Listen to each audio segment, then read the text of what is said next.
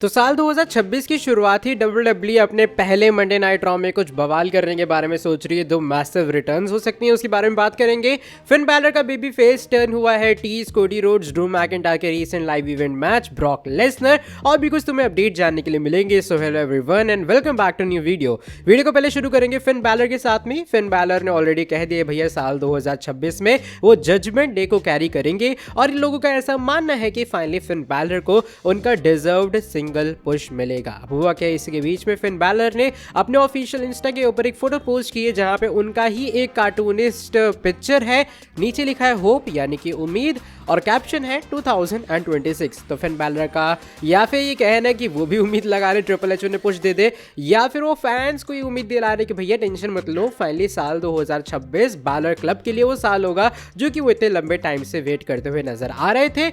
अब देखो यहाँ पे कमेंट सेक्शन में फैंस का ऐसा काफी मानना है कि ये फिन बैलर का बेबी फेस टर्न की शुरुआत भी हो सकती है और फाइनली जब फिन बैलर बेबी फेस बनेंगे उसके बाद वो WWE में एक्चुअल में जाके सिंगल्स पुश लेंगे और वो जजमेंट डे को उसके बाद डेफिनेटली लीव भी करते हुए नजर आएंगे। बात अगली स्टोरी के बारे में करते हैं जो कि एलए नाइट के बारे में जुड़ी है। एलए नाइट भी WWE के अंदर दिखाई नहीं दे रहे, वही जब से उन पे ब्रॉन्सन रीड और लोगन पॉल ने बैक स्टेज वाला अटैक किया था। इसी के बीच में कुछ स्टैट्स आए हैं सामने जो कि पता नहीं एलए नाइट के फैंस के लिए एक अच्छी न्यूज है या फिर बुरी न्यूज है, क्योंकि बताया जा रहा है एलए नाइट ही वो सुपरस्टार है जिन्होंने WWE टेलीविजन के ऊपर सबसे ज्यादा मैचेस में कंपीट किया है 2025 में। ये टेलीविजन मैचेस है, यहाँ पे लाइव इवेंट्स वाले मैचेस काउंट नहीं किए मैंने, और टोटल जो नंबर ऑफ मैचेस है वो है 48, यानी कि 48 हाईएस्ट नंबर ऑफ मैचेस है कि भैया 365 दिन में एलए नाइट वो सुपरस्टार है जिन्होंने सबसे ज्यादा टेलीविजन पे कंपीट किया है। अभी अच्छी न्यूज या बुरी न्यूज जो भी है फैंस के लिए, वो इसलिए अच्छी न्यूज इसलिए हो सकती है कि एलए नाइट टेलीविजन के ऊपर काफी अच्छे तरीके से दिखे हैं। बुरी न्यूज ये हो सकती है कि एलए नाइट ने बहुत सारे बड़े मैचेस हारे हैं, उन्होंने कोई चैंपियनशिप विक्ट्री हासिल नहीं की 2025 में, तो पता नहीं, थोड़ा मेरा मिक्सर रिएक्शन है इसको लेके। बाकी ये कुछ स्टैट्स है जो कि एलए नाइट के 2025 कैरियर रन को लेकर आए हैं सामने। अगली story Beastie boy Brock Lesnar के बारे में जुड़ी है। लेसनर भी WWE के अंदर वॉर गेम्स के बाद से दिखाई दिए नहीं है। जिन लोगों को नहीं पता वो रॉयल रंबल 2026 के लिए ऑलरेडी एडवर्टाइज है, तो डेफिनेटली अपने बीस्ट एक बार फिर से वहां कम बैक करेंगे। रिसेंटली फोटो आई है सामने जो कि तुम लोग देख पा रहे होगे, ये ब्रॉक लेसनर के पर्सनल लाइफ की है, वो कनाडा में कहीं पे एंजॉय कर रहे हैं उनके और सेबल के साथ में। तो ये कुछ फोटोज आई है सामने जो कि लेसनर फैंस को मुझे लगा शेयर करनी चाहिए कि लेसनर कुछ इस तरीके से भी फिलहाल अपनी छुट्टियां मना रहे हैं। डेफिनेटली लेसनर का कमबैक इसी महीने के आखिरी में होगा।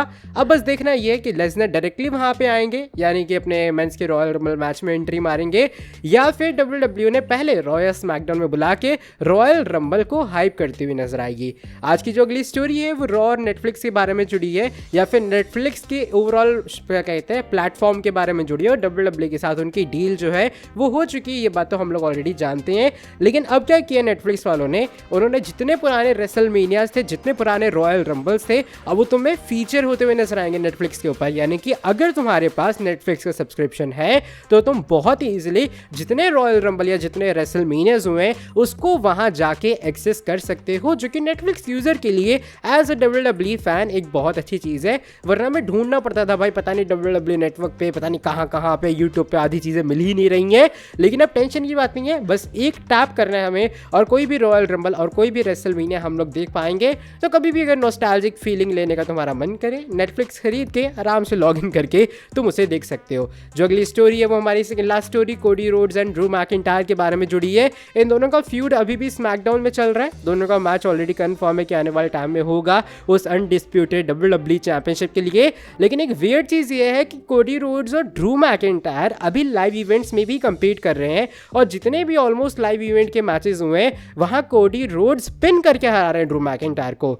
And to be very honest, मेरे लिए चीज बहुत ज्यादा वियर्ड है। आई मीन तुम एक चैंपियनशिप मैच सेटअप कर रहे हो, वो फ्यूड तुमने एकदम पता नहीं कौन सा हाई प्रोफाइल बना के रखा है, निक ऑल्डिस तक उसमें इन्वॉल्व है, इसके बावजूद भी तुम लाइव इवेंट में वही मैच बुक कर रहे हो और चैंपियन वहां चैलेंजर को बहुत इजीली पिन विन भी कर दे रहा है। और ये चीज वियर्ड इसलिए है क्योंकि इससे तुम्हें नहीं लगता कि ड्रू मैकिंटायर की बुकिंग थोड़ी सी वो हो जाएगी। I know WWE live events और टेलीविजन शोज को पूरे तरीके से अलग रखती है, वो उन्हें कंसीडर नहीं करती है, लेकिन फिर भी एज अ व्यूअर मेरा ऐसा मानना मानना है कि WWE को लाइव इवेंट्स में ऐसे मैचेस अवॉइड करने चाहिए जो कि आने वाले टाइम में होंगे, वरना वो हाइप वो बस उतनी बन ही नहीं पाती है, क्योंकि मन में हो जाता है ना कि अरे ड्रू मैकिंटायर तो हार ही जाएगा, तो मैच देखने का फायदा क्या है। और मुझे जिस तरीके से हालत लग रही है लाइव इवेंट्स की, आई थिंक मैकिंटायर एक बार फिर से हारने तो वाले हैं।